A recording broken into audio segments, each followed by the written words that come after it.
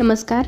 आज आपण अतिशय सोप्या पद्धतीने आणि झटपट होणारी सुकी पालक भाजी कशी बनवायची हे बघणार आहोत.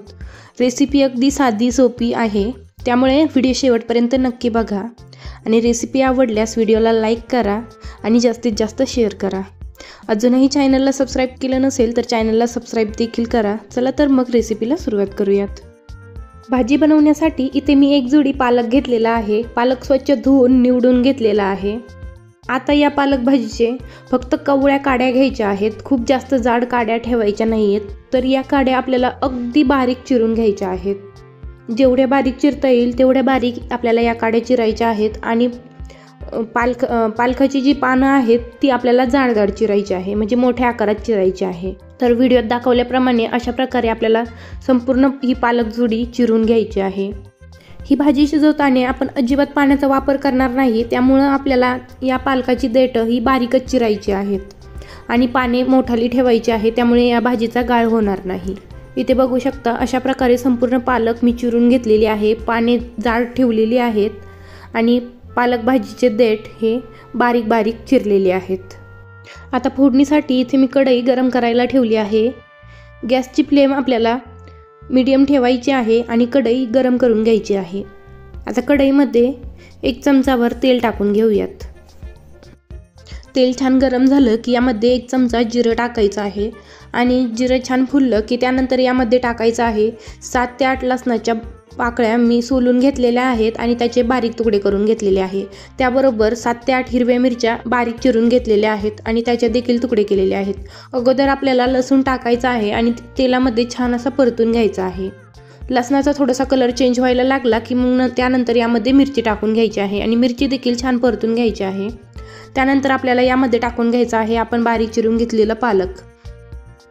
आता आपल्याला हा पालक छान असा परतून घ्यायचा आहे आणि या पालक भाजीला पाणी सुटेपर्यंत आपल्याला हा पालक छान असा परतत राहायचा आहे. इथे बघू शकता गॅसची फ्लेम आपल्याला मीडियमच ठेवायची आहे आणि पालक छान असा परतून घ्यायचा आहे.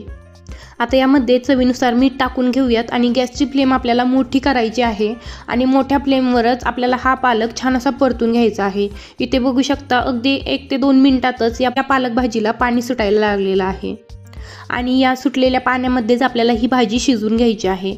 ही पालक भाजी बनवताना आपण पाण्याचा अजिबात वापर करणार नाही आहोत. इथे बघू शकता तुम्ही पालक भाजीला छान असं पाणी सुटलेलं आहे. याच पाण्यामध्ये आपण जे पालक भाजीचे कोवळे देठ घेतले होते ते छान असे शिजून निघतील. अगदी 4 ते 5 मिनिटातच ही पालक भाजी छान अशी शिजून निघते आणि 1 ते 2 मिनिटांनंतर अधूनमधून आपल्याला ही पालक भाजी मिक्स करत राहायची आहे. यामुळे पूर्ण यामधील जे देठ आहेत ते पूर्णपणे शिजले जातील. इथे बघू शकता 4 ते 5 मिनिटांनंतर भाजी छान अशी शिजलेली आहे आणि यातील पाणी देखील आटलेलं आहे.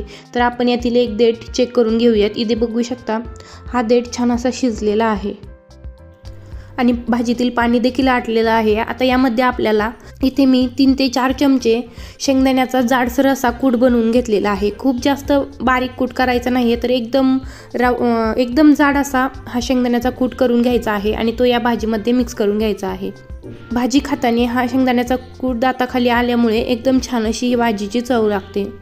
तर आता आपल्याला ही भाजी छान अशी मिक्स करून घ्यायची आहे आणि 1 मिनिटभर छान अशी परतून घ्यायची आहे. तुम्ही हवं तर यामध्ये 1 चमचाभर बेसन पीठ देखील टाकून घेऊ शकता आणि छान असं परतून घेऊ शकता.